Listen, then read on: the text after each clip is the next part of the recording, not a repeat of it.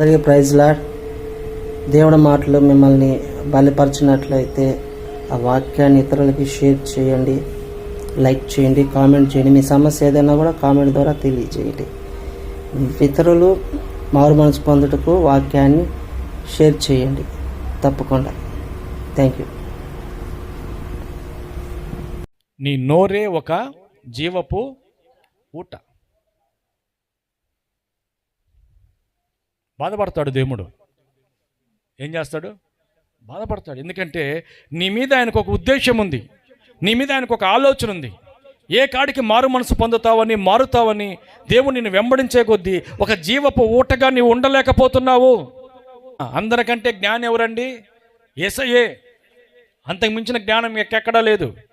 ఆ జ్ఞానం కలిగిన వాడే తన సేవకుని నిలబెట్టి నీతో మాట్లాడుతున్నప్పుడు ఆ జ్ఞానుల ఉపదేశము జీవపు ఊట. నీకు ఆ మాటలు నువ్వు పట్టుకోవాలి, గట్టిగా నీ హృదయం అనే పలక మీద ఉంచుకోవాలి.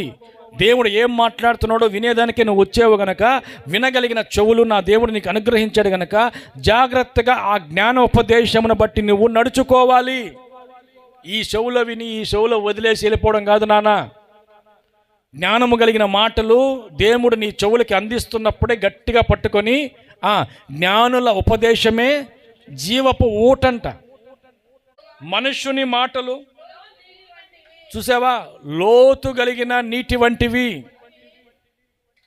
మనుషుల మాటలు లోతు కలిగిన నీటి వంటివి, జలముల వంటివి. వాడి నోటికి పోనే పోకూడదురా నాయన అంటామా?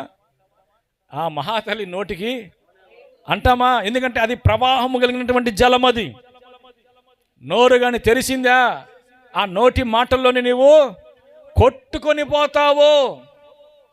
దేవుని యందు భయము భక్తి కలిగి ఉండుట, అది నువ్వు ఊటలాగా ఉబుగుచూ ఉండాలని దేవుడు కోరుకుంటున్నాడమ్మా.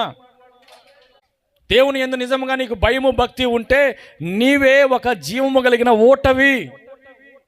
ఎవరికి ఉందండి దేవుడు అంటే భయం భక్తి? చెప్పండి, ఎవరికి ఉందో చెప్పండి. అవసరమైనప్పుడు అక్కరైనప్పుడు ప్రభువాన్ని ఏడ్చేవాళ్ళే తప్ప ఆయన ఆజ్ఞలు కట్టడాలు చూస్తున్నాడని, వింటున్నాడని భయము భక్తితో ఎన్ని మంది నాతో సహా ఎన్ని మంది జీవిస్తున్నారు? ఎవరికైనా భయం ఉందా? సంఘం అంటే భయం ఉందా? వాక్యం అంటే భయం ఉందా? సేవకుడు అంటే భయం ఉందా? ఒక్కరైనా రాని వాళ్ళు ఫోన్ చేసి చెప్తున్నారా? అదే మీ ఉద్యోగాలలో అయితే చెప్తారా? స్కూళ్ళలో మీ పిల్లకాయలైతే ముందుగా చెప్తారా? పర్మిషన్ ముందుగా తీసుకుంటారా? లేటుగా వస్తారని ముందుగా చెప్తారా?